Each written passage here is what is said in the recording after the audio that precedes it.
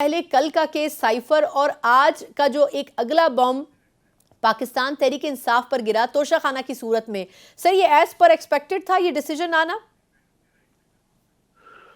یہ ڈیسیجن آنا اب تو ایکسپیکٹڈ ہی ہو گیا تھا، کیونکہ یہ لگتا تھا، محسوس ہوتا تھا جو یہ اجرت اتنی تیزی کر رہے ہیں کہ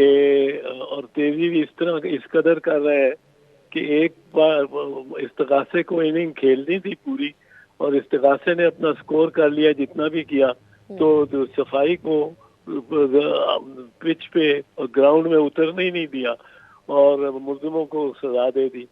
اب یہ اس کیس میں ہوا ہے، بنیاد ان دونوں کیسز میں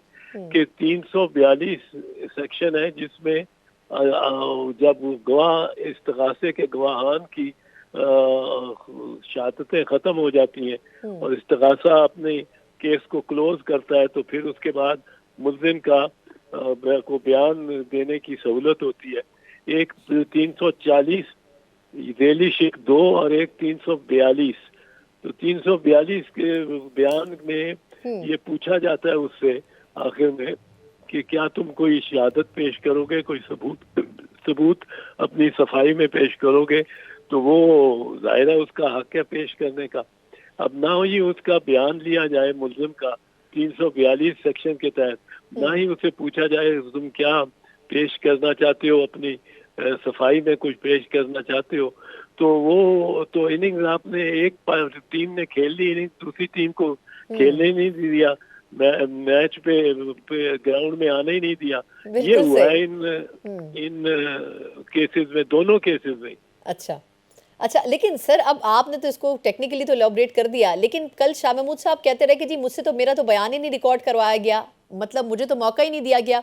کیا آپ کے خیال میں اتنے ہفتوں جو یہ سپیڈی ٹرائل چلتے رہے، چاہے توشہ خانہ کا چاہے سائفر کا، کیا اس میں وکلا کو موقع نہیں ملا دونوں جانب کے کہ وہ بات کر سکیں، یا آپ کو لگتا ہے کہ ون سائیڈڈ ڈیسیجن ہی تھا یہ، اور اتنی اجلت کی وجہ کیا تھی؟ ون سائیڈڈ ڈیسیجن ہو گیا نا، جی ون سائیڈڈ ڈیسیجن ہو گیا جب آپ نے ملزمان کی صفائی میں کوئی بیان لیا ہی نہیں، یا ان کے جو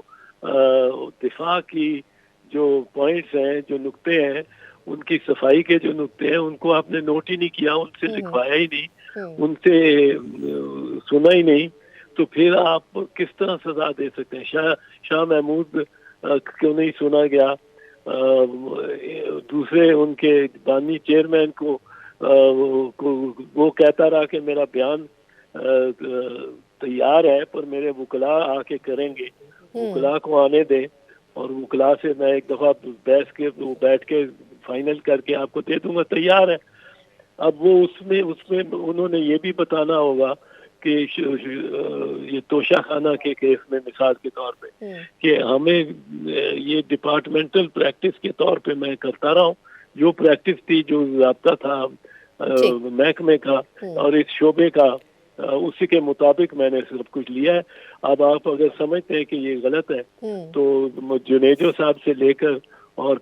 کاکر صاحب تک کا ریکارڈ اب سارا دکھا دیں ہم،